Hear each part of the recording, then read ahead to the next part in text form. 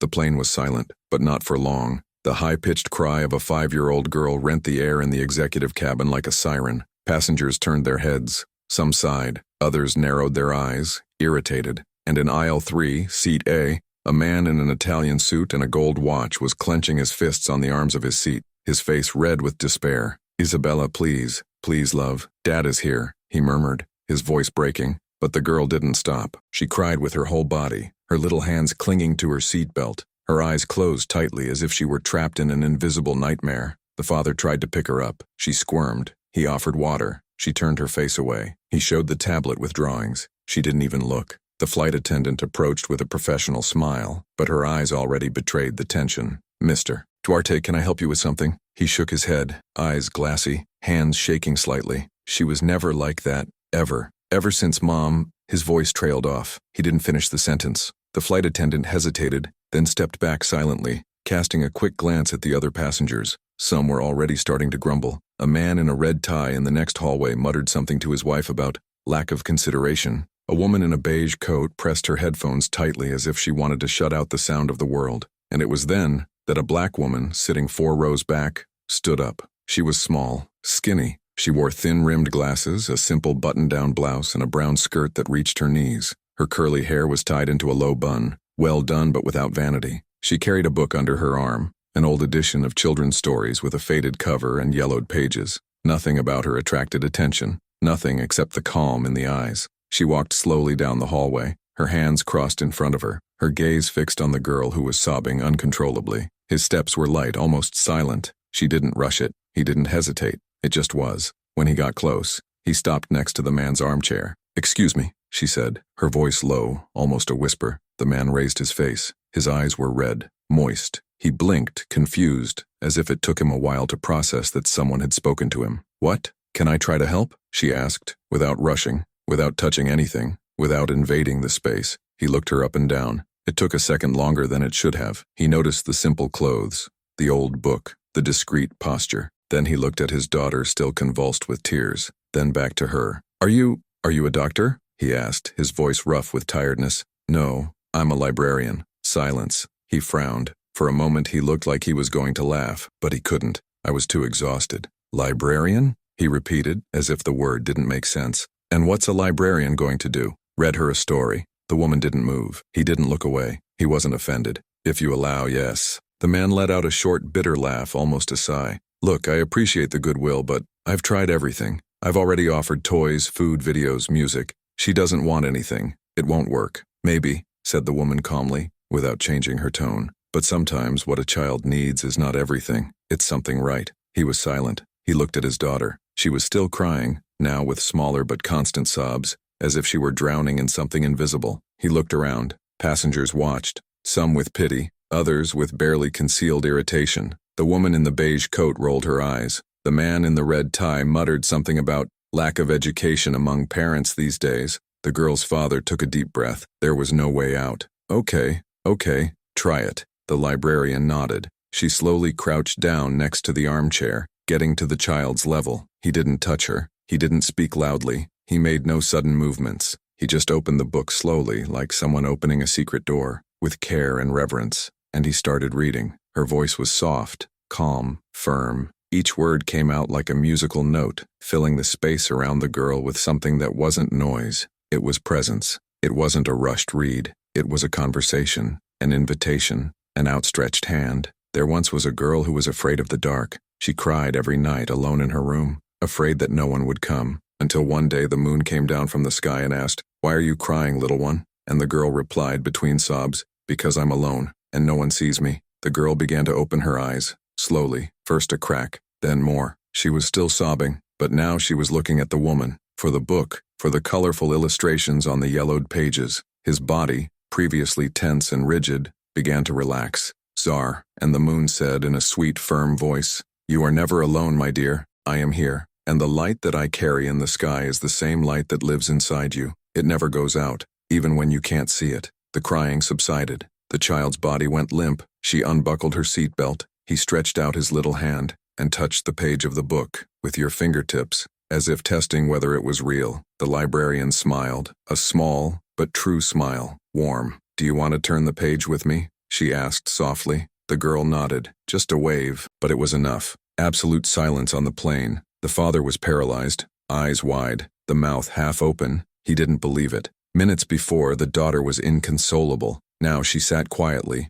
with her eyes glued to the woman, listening to a story as if it were the most important thing in the world. The woman continued reading, page after page. The girl didn't take her eyes off her. He didn't cry anymore. It didn't move, just listened. And little by little, something inside her calmed down. When the story ended, the librarian closed the book slowly, as carefully as she had opened it. "There," she said, standing up. "I think she'll be able to rest now." The man stood up too, dazed, as if he had just woken up. I don't know what to say. How did you do this?" She adjusted her glasses with a simple gesture. I only heard what she couldn't say. But she was just crying. "How did you know what to do?" The woman looked at him with a serene but firm expression. There was something profound in that look, something that came from far away. "Because I was also a child who cried without anyone understanding why." She took a step back. "If you need me, I'm back there, row 7. And he returned to his seat. The man remained there standing, looking at his daughter who was now sleeping peacefully, her head leaning against the window, her lips parted,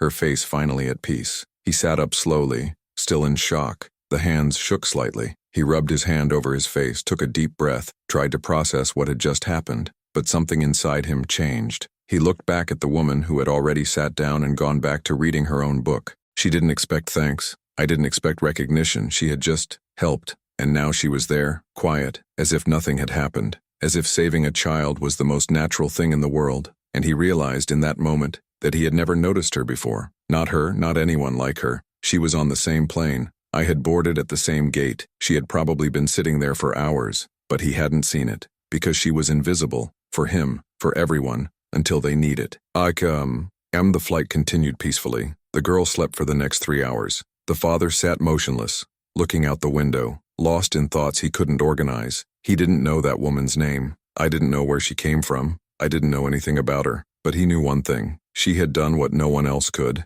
and that bothered him. Not because he was ungrateful, but because for the first time in a long time, he felt like he had no control, that he had no answers, that someone, a stranger, a black librarian he would never have noticed in any other situation, had saved his daughter in a way that he, with all the money in the world, couldn't. He tried to go back to work. He opened the laptop, read 3 emails, but he couldn't concentrate, closed the screen. He looked at his daughter again. She slept soundly with a serene expression he hadn't seen in weeks, since his mother's funeral. He closed his eyes, breathed, and it was then that he felt something strange in his jacket pocket. He frowned, he stuck his hand in, and he pulled out a folded paper. He didn't remember putting anything there. He opened it slowly, carefully, like someone opening an old letter. It was a page torn from a notebook. The handwriting was delicate but firm. Handwriting, with blue pen. Sometimes what we save isn't the child who cries. It's the adult who forgot to listen. He read it again, and again, and again. Turned the paper over. Nothing more. No name, no subscription,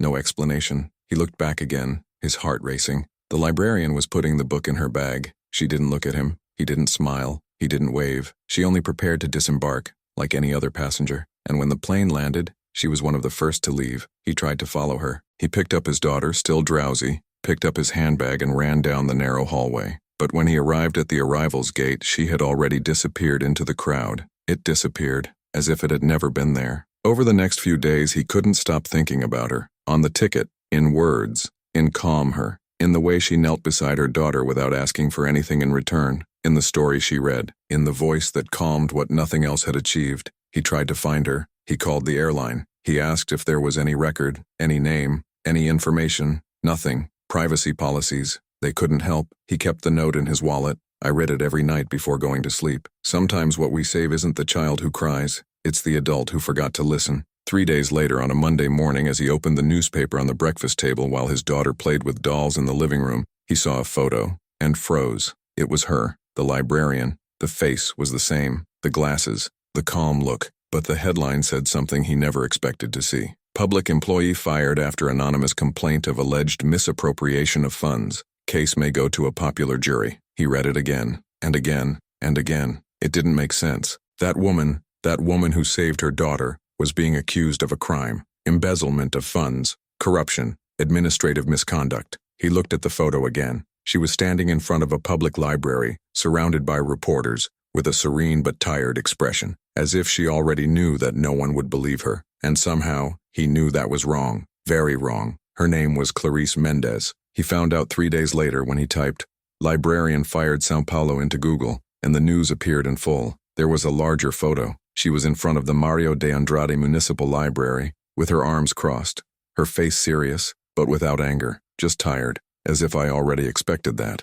The article said that she had been fired after an internal audit found irregularities in the control of funds allocated to the purchase of children's books. According to the anonymous complaint, Clarice allegedly embezzled more than 50,000 reais over 2 years, using false invoices and taking advantage of the management's trust. She denied everything, but nobody believed it. The man, Rafael Duarte, real estate businessman, owner of 3 construction companies and a net worth of around 80 million, slowly closed the laptop. He was alone in his home office, the afternoon light streaming in through the window, and something inside him didn't fit. He didn't know that woman. I had barely exchanged 10 sentences with her, but he knew, with an uncomfortable certainty, that she was not a criminal. Thieves don't stop in the middle of a flight to calm a strange child. Thieves don't leave handwritten notes. Thieves don't look you in the eye with that calmness. He spent the next few days trying to convince himself that it wasn't his problem. I had work. He had the daughter. There were meetings, contracts, urgent decisions. He couldn't get involved in something that didn't concern his life, but the note was still in the wallet.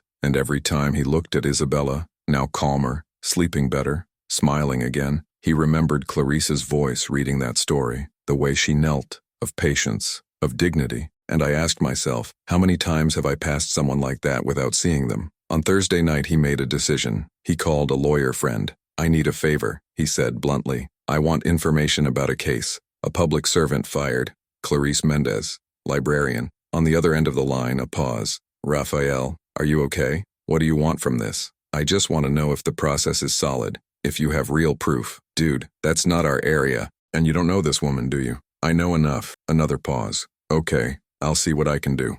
2 days later, the lawyer called back. "I got a copy of the administrative file. It wasn't easy. It's still under judicial secrecy, but I have contacts. And it's strange, Rafael. Very strange." Rafael sat on the edge of the bed, the phone pressed to his ear. "Explain." The complaint was anonymous. It arrived by email with no traceable sender. The audit was opened immediately without prior investigation. What about the invoices they use as proof? All typed. No digital signature. No confirmed CNPJ. Any expert could knock that out in 5 minutes. So why did they fire her? Because someone wanted it, and he had the power to do so. Rafael felt a tightness in his chest. Who signed the resignation? The regional director of culture, a guy called Marcelo Tavares. Clean name, impeccable CV, politically appointed 3 years ago. But there is a curious detail, which, the library where she worked received federal funding of 200,000 reais last year for children's literacy program. Clarice was the coordinator, and now with her gone,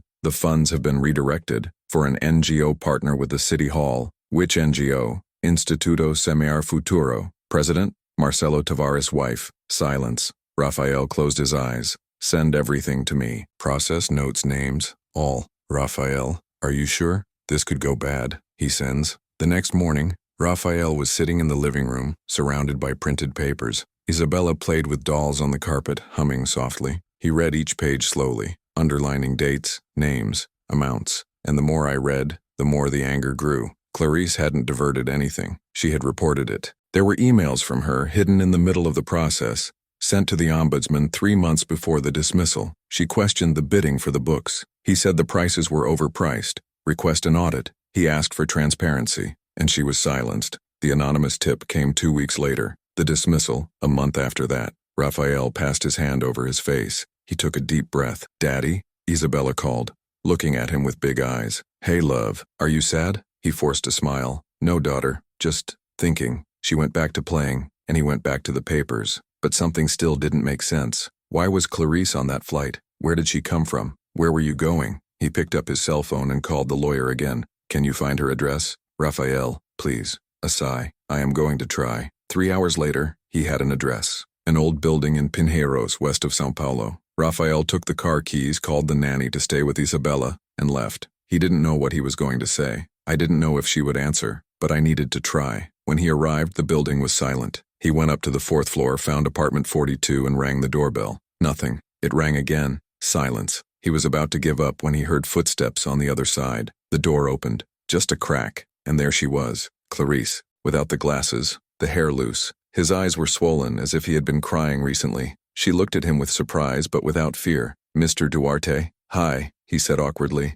I know this is weird, but I needed to talk to you." She didn't move. "How did you find me?" "I have contacts." "Sorry, I know I invaded your privacy, but I read about the case, about the accusation, and I don't believe it." She blinked. He crossed his arms. "You don't know me." "I know, but I saw who you are, on the plane with my daughter, and I saw the note you left, and I can't believe someone like that would steal." Clarice was silent. Then he opened the door a little wider. "Come in." And the apartment was small, clean, simple. There were shelves full of books, a table with stacks of papers, an old but well-maintained sofa. She offered water. He accepted. They sat down, she on the couch, he's in the front chair. "Why did you come here?" she asked directly. "Because I think you were wronged, and I think I know who did it." She laughed, a short, joyless laugh. "Do you think so? I know who did it, but I can't prove it." "Marcelo Tavares?" She looked up, surprised. "Like you?" "I have a lawyer." He investigated. "I saw the emails you sent to the ombudsman. I saw the overpriced bid.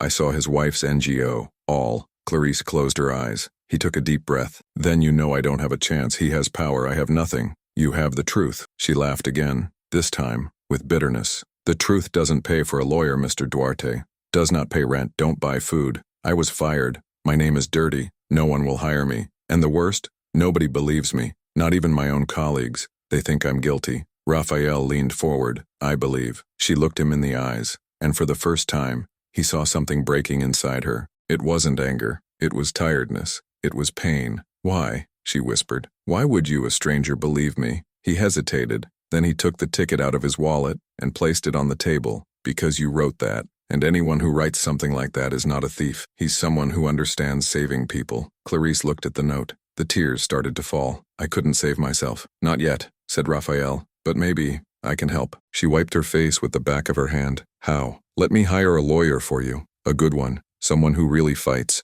She shook her head. "I can't accept this. It's not fair to you." "Fair?" Raphael laughed, but without joy. "You saved my daughter, without asking for anything, without expecting anything. Let me reciprocate." Clarice was silent for a long time. Then finally he nodded. "It's okay, but on one condition." "Which?" "If this goes wrong, if I really lose everything, you promise you'll take care of the library, from children, that the work I started will continue." Raphael extended his hand. "I promise." She squeezed, and for the first time in weeks, Clarice smiled. One smile's the little one, but real. When Raphael left the building, it was already night. He called his lawyer before he even got in the car. "I need you to take a case. Labor and criminal defense. False accusation. I'll pay whatever it takes." "Who is the client?" "Clarice Mendez." Silence. "The librarian?" "Yes." "Raphael, are you sure about this?" "I've never been so sure in my life." He hung up, got in the car. He started the engine, and it was then that he saw in the rearview mirror a shadow moving on the sidewalk.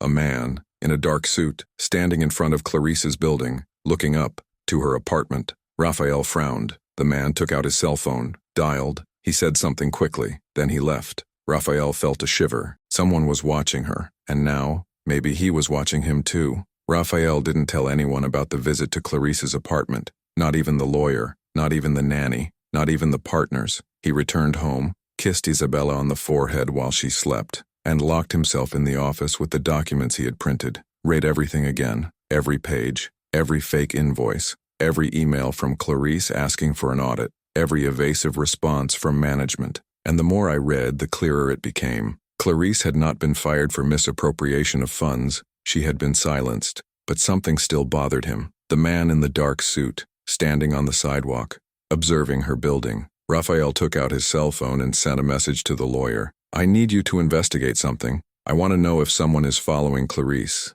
and I want to know who." The answer came 3 minutes later. "Raphael, this is getting heavy. Are you sure?" He typed quickly. "I have." The next morning, Raphael woke up to a call. It was the lawyer. The voice was tense. "Raphael, I need to talk to you. Personally. Now. Now." Half an hour later, he was in a cafe in Pinheiros, sitting across from the lawyer, Dr. Henrique Sampaio, 52 years old, gray hair, sharp eyes. He pushed a black folder across the table. "Read this." Raphael opened it. Inside, there were photos, printed in black and white. He frowned. "What is that?" "Surveillance. Someone hired a private detective to follow Clarice. 3 weeks ago. Raphael felt his stomach turn. How did you find out? I have contacts in the middle. I asked them to do a discreet scan and they found it. The detective was hired by a security company, but who paid? An orange account, offshore, tracks covered. But you found out who you are. Henry took a deep breath. I'm not completely sure, but the security company has a fixed client, the city of São Paulo, specifically the Secretariat of Culture. Raphael closed his eyes. Marcelo Tavares. Probably, but he's smart. Don't leave digital. If you want to fight this, you're going to need more than guesswork. You'll need concrete proof. Raphael looked at the photos. Clarice entering the building. Clarice leaving the market. Clarice in line at the bank. Her every move documented, watched, as if she were a criminal. He's trying to intimidate her, or worse, he's trying to find something he can use against her. Any slip, any error, anything that justifies his narrative. Raphael clenched his fists. I won't let that happen. Enrique leaned forward. Raphael, listen, you're a business guy. You have assets, reputation, family. If you join this war, you will become a target too. Tavares has political connections. It has power. There's public money to burn. Do you really want to risk everything for someone you barely know? Raphael looked him in the eyes. Yes, Henry sighed. Then he smiled, a tired but respectful smile. Then let's go to war. In the following days, Raphael dove headfirst into the investigation. He hired a forensic accountant to analyze the library's bids. He asked Enrique to track the NGO's transfers, talk to suppliers, with former employees, with anyone who might have information. And what he discovered was worse than he imagined. The NGO, Instituto Semear Futuro, was not just a facade. It was a money laundering scheme. The federal funds allocated to children's literacy came in clean, but it came out dirty. Overpricing of books, phantom payments, invoices from companies that didn't exist. And at the center of it all, Marcelo Tavares and his wife, Patricia. But there was one detail that no one had noticed. Clarice had noticed, and that's why it needed to be removed. I see number. Raphael set up a meeting with Clarice, this time in a discreet cafe, far from her apartment. He didn't want to risk anyone seeing them together. She arrived wearing sunglasses, her hair tied up, her posture tense. He sat down facing him and slowly took off his glasses. Did you discover anything? Ask, she greased it, directly. Raphael pushed a folder across the table. I found out everything. She opened it. He read in silence. With each page, her face grew paler. When he finished, he closed the folder slowly and looked up. They are following me. I know. That's why I marked it here. And that's why you need to be careful. Very careful. She laughed. A low, joyless laugh. Careful? Raphael, I've already lost everything. My job, my reputation, my friends. What else can they take from me? Your freedom, your life. Clarice was silent. Then he wiped his eyes with the back of his hand. I shouldn't have reported it. I should have stayed quiet. Pretended I didn't see anything like everyone does. No, said Raphael firmly. You did the right thing, and now we are going to prove it. How? They have everything. Lawyers, judges, politicians, press. What do we have? Raphael leaned forward. The truth, and people who still believe in it. She looked at him, her eyes moist. Why are you doing this? You don't owe me anything. Yes, I must. You saved my daughter, and now, I will save you. For a summer bean brrr. But saving Clarice was proving more difficult than Raphael expected. 2 days later, he received a call. He was the forensic accountant. Raphael, we have a problem. He speaks. City Hall archives. The bids. They disappeared. What do you mean they disappeared? They were deleted. From the system. All. What about physical copies? Burned. There was an accidental fire in the Department of Culture's document storage last week. It's in the press. Nobody suspected anything. Raphael felt his blood run cold. They know we are investigating. You know. And they are erasing the tracks. Raphael hung up. He took a deep breath. He thought quickly. If the official documents were missing, he needed another source, another proof, another way. And that was when he remembered. Clarice had sent emails to the ombudsman, and emails leave traces, always. He called Clarice. Do you still have access to your city email? No. They blocked it as soon as they fired me. And copy. Did you save anything? Silence. Clarice? I printed some. I hid, before they blocked my access. Raphael felt his heart accelerate. Where? At home. Inside a book. Dom Casmurro. Old edition. It's on the third shelf of the bookcase. Are you sure? I have. Then I need to go get it. Now. Raphael. No. If they're following me, they'll see you going in there. I know, but we have no choice. He hung up. He took the car keys and left. When he arrived at Clarice's building, it was already night. He parked 2 blocks away and walked. He climbed the stairs slowly, looking around. No strange movements. No suspicious cars. She left the key under the doormat, as agreed. He entered. He locked the door. It went straight to the shelf. Third shelf. Dom Casmurro. He took the book, opened, And there they were, printed sheets, doubled, hidden between the pages, emails, dates, values, names, all. Raphael took everything, doubled. He put it in the inside pocket of his coat, and that's when he heard it. Steps, in the hallway. He froze. The doorbell rang. Police, open the door. Raphael felt his heart race. He looked around. There was no way out, just the window, but it was the 4th floor. The doorbell rang again, stronger. Clarice Mendez, open the door. We have a search and seizure warrant. Raphael took a deep breath. He kept the papers. He went to the door, opened.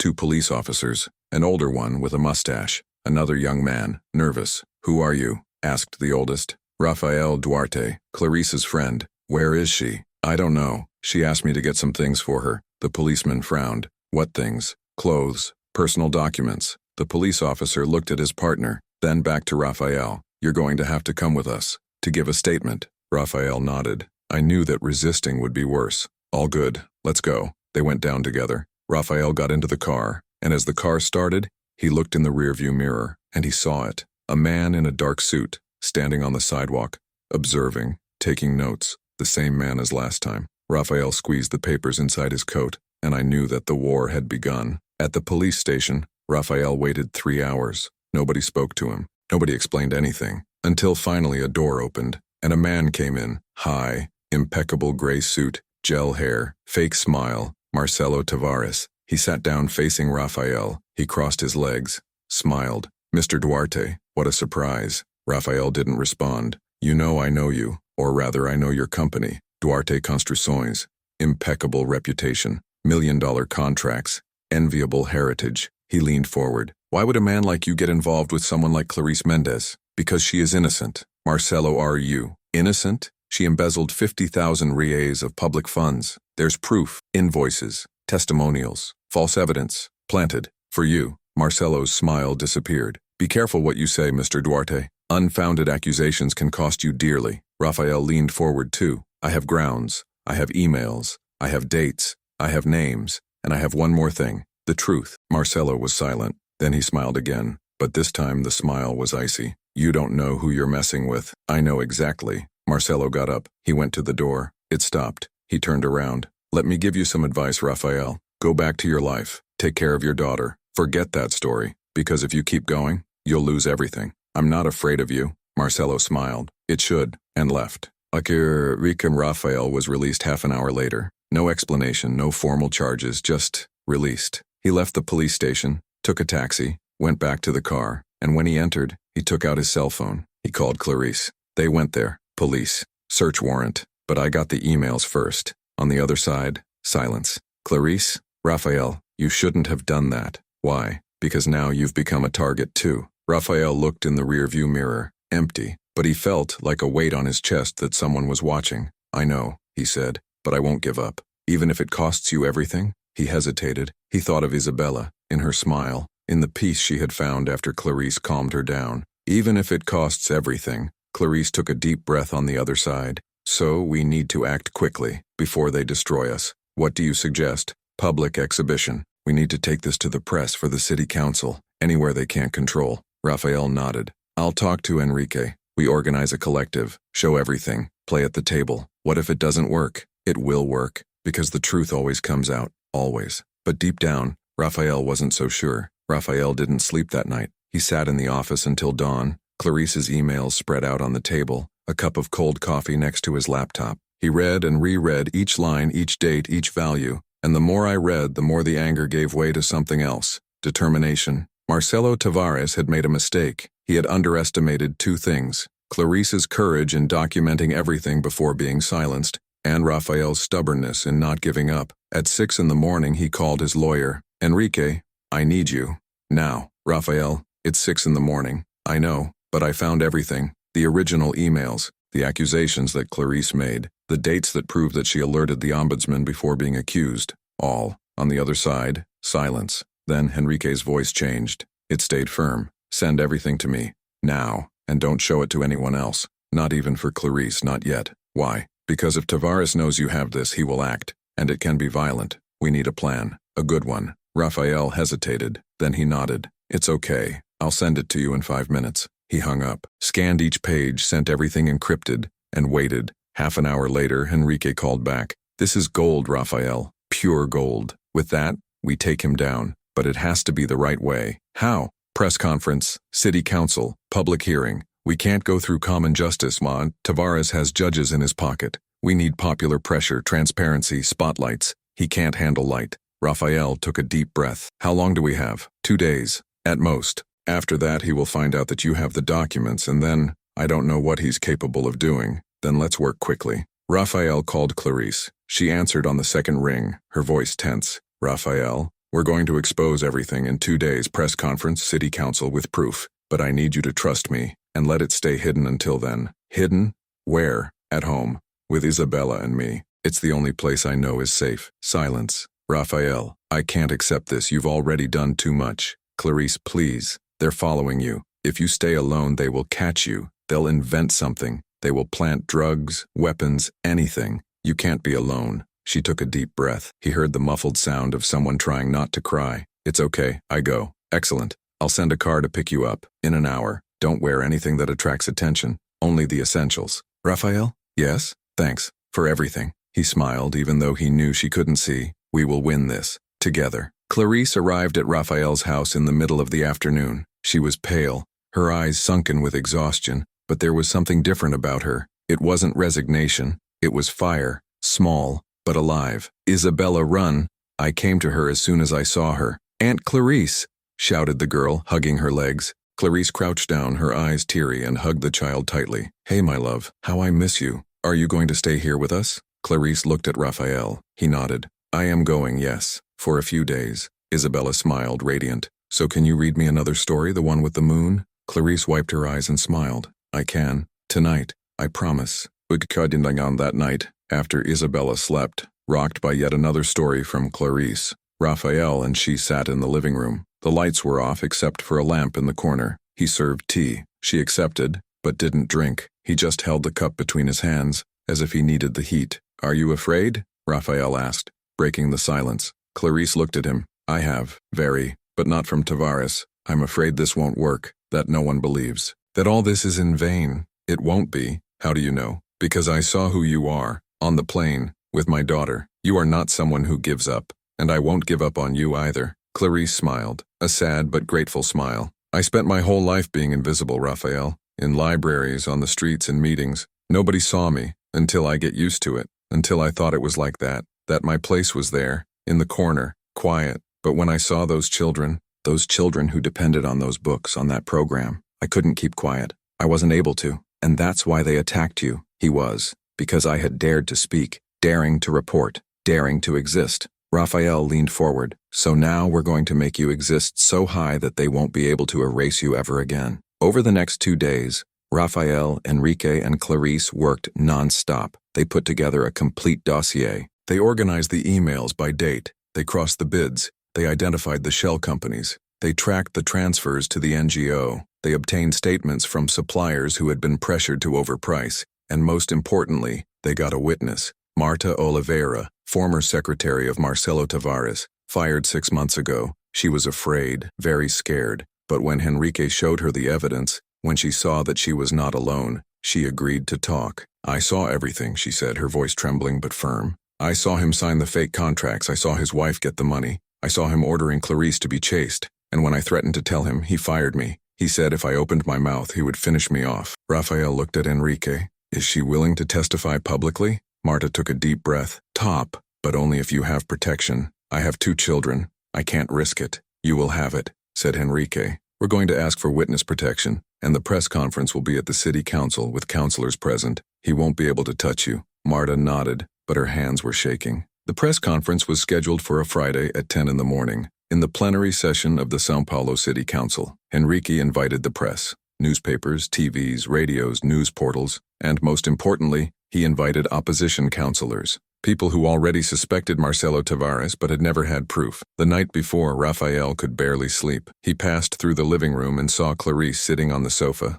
looking out the window, her hands folded in her lap. Can't sleep? He asked. She shook her head. Tomorrow everything changes, for better or for worse. It will be for the better. You don't know that. I know, because the truth always wins. It may take a while, but he always wins. Clarice looked at him. Do you really believe that? I believe, and you too. Otherwise I wouldn't have reported him. Otherwise, I wouldn't have saved the emails. Otherwise, I wouldn't have fought until now. She smiled, and for the first time in weeks, her smile reached her eyes. And the next morning they arrived at the chamber early. The plenary was full. Reporters, cameras, flashes, counselors in the first rows, and in the background, with his arms crossed, Marcelo Tavares. He was accompanied by 2 lawyers. His face was a mask of calm, but Rafael saw it, in his eyes, the fear. Enrique took the pulpit, adjusted the microphone, and it started. Good morning. My name is Enrique Sampaio, defense lawyer for Clarice Mendez, a librarian unjustly fired and accused of embezzlement of public funds. I'm here today, with evidence, witnesses and documents, to show the truth. Clarice is not the criminal. She is the victim. Murmurs in the plenary. Marcelo Tavares didn't move, but his fingers tightened on the arm of the chair. Henry continued. Clarice was fired because she exposed a corruption scheme within the Department of Culture, a scheme led by the regional director Marcelo Tavares and his wife, Patricia Tavares, president of the NGO Instituto Semear Futuro. They embezzled more than 200,000 reais in federal funds, and when Clarice found out, they silenced her. Flashes, cameras, reporters frantically taking notes. Marcelo got up. That's an absurd lie. I will sue you for defamation. Henry smiled. Then sue. But first look at this. He projected the emails on the plenary screen, one by one. Clarice's accusations, management's evasive responses, the dates, the values, shell companies, transfers to NGOs, all, and then, the bomb. And now, we call our witness, Marta Oliveira, former secretary of Marcelo Tavares.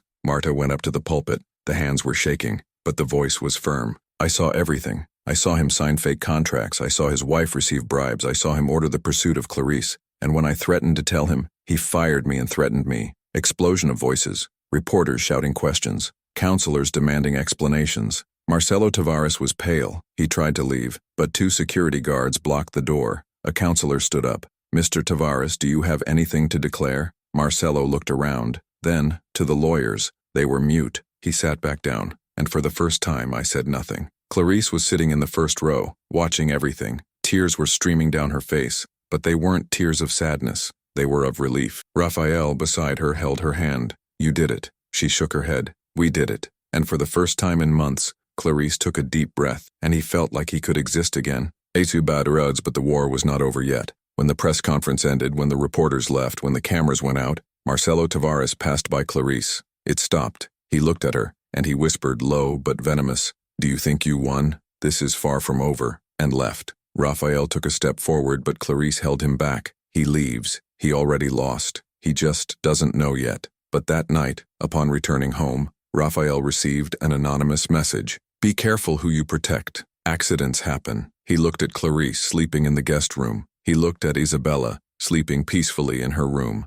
and I knew the last blow was coming. The anonymous message remained on Rafael's cell phone screen like a stain. Be careful who you protect. Accidents happen. He didn't sleep that night. He sat in the living room, the lights off, looking out the window. Every car that passed by, every shadow that moved, every sound on the street, everything felt like a threat. At 5 a.m, he made a decision. He called a friend from college, Delegate Augusto Ferreira, from the civil police. They hadn't spoken for years, but Rafael knew that Augusto was a man of his word, honest, incorruptible. Augusto, I need help. Rafael, what time is it? 5 a.m. Sorry, but it's urgent. I received a threat, and it's not just against me. It's against a woman I'm protecting, and against my daughter. On the other side, the voice changed. Send me everything. Address, name, context. I'll send a discreet vehicle, and if that's what I'm thinking, you'll need more than just a car. Rafael sent everything. Name of Marcelo Tavares, history,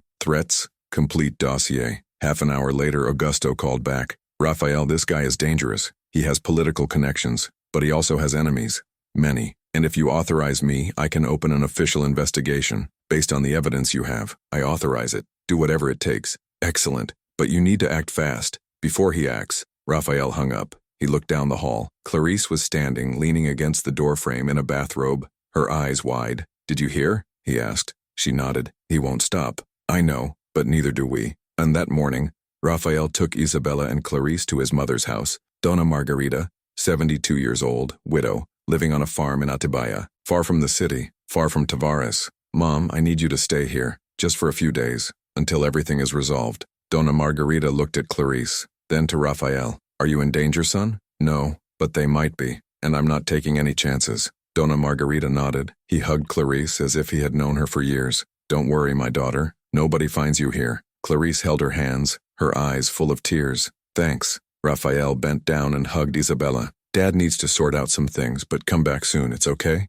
Are you going to be okay, Daddy? He smiled. I go, I promise. And he left before his daughter saw the tears in his eyes. Back in the city, Raphael and Enrique met with Delegate Augusto at the police station. The room was full of documents, computers, police analyzing evidence. The investigation was opened officially, said Augusto, and we've already found interesting things. Marcelo Tavares has 3 previous complaints on file, always with the same pattern. Employee reports irregularities, is fired, and then disappears from the map. How does it disappear? Raphael asked. Literally, one left the country, another had severe depression and never worked again, another died in a car accident, suspect, but never investigated in depth. Raphael felt a shiver. And now, let's go deeper. And with the evidence you brought, the emails, the witnesses, Marta, we have reason to ask for a preventive arrest. When? Today. If the judge signs the warrant. Raphael took a deep breath. What if I don't sign? Augusto looked at him seriously.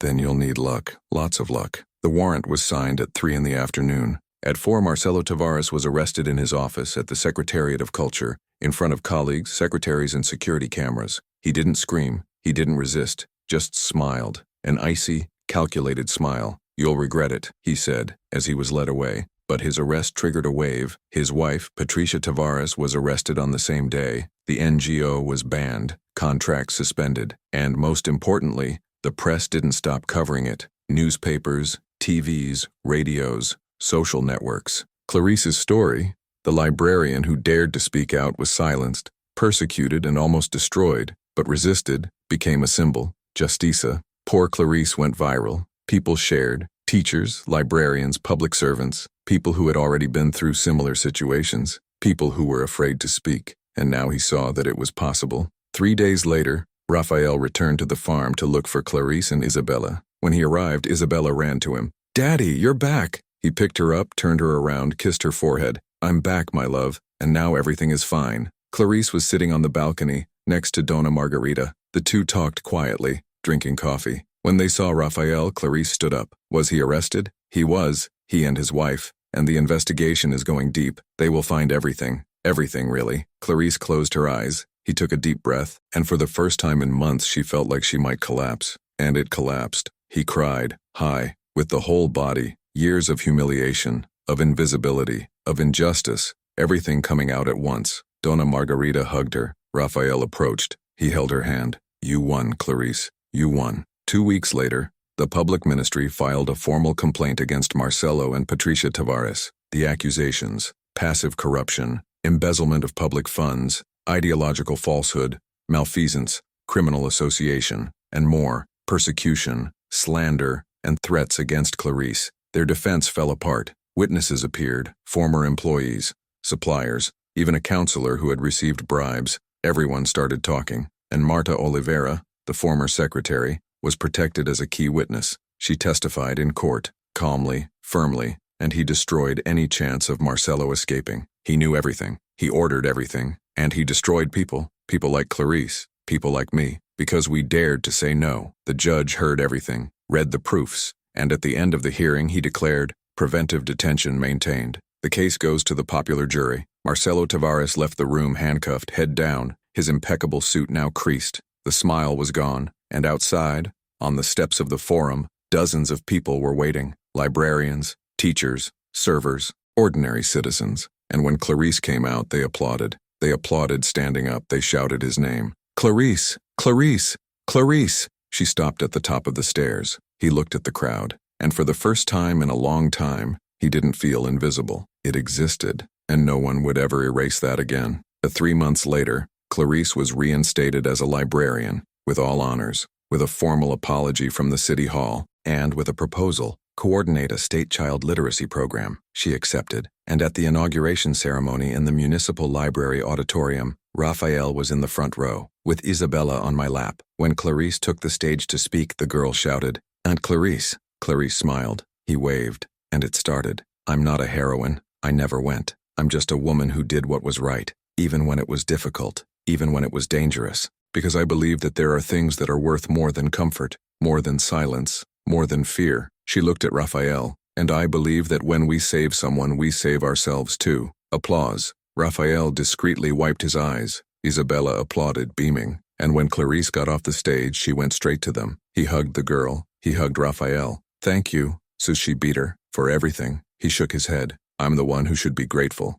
6 months later, Marcelo and Patricia Tavares were convicted. Him, 12 years in prison. She, 8 years old. Loss of political rights. Full refund of misappropriated funds. Heavy fine, and worst of all for them, the complete destruction of their reputations. Nobody defended them, nobody visited them, no one remembered them fondly, because in the end, a person's character is all that remains when everything else is gone. A year after the flight, Raphael and Isabella were on a plane again, this time on vacation, heading to the northeast, and this time, Clarice was with them, not as strange, like family. Isabella was sitting between the two, leafing through a storybook. The same book that Clarice had read that day, the story of the girl and the moon. Aunt Clarice? Called the girl. Hey love, do you think the moon can see me now? Clarice smiled. Always. The moon always sees, and always take care. Isabella smiled back, and he went back to reading. Raphael looked out the window, saw the clouds, the infinite blue sky, and he thought about everything that had happened. A child crying, a woman reading a story, a handwritten note. Sometimes what we save isn't the child who cries. It's the adult who forgot to listen. He had heard, and it had changed everything. Their final reflection. Life has a strange way of putting the right people in the right place. Sometimes salvation comes from where we least expect it, in a low voice, from an ancient story, from someone we would never have noticed. Clarice saved Isabella, Raphael saved Clarice, and in the end, they saved each other. Because saving someone is not about power, it's about presence, it's about stopping, to hear, see. It's about believing that the truth is worth it, that justice is possible, that the courage of one person can become the courage of many, and that, in the end, what defines us is not what we go through, but what we do when we see someone passing by. Clarice taught this, and Raphael never forgot. Epilogue. 5 years later, Clarice published a book, Stories That Save, a collection of children's stories about courageous children,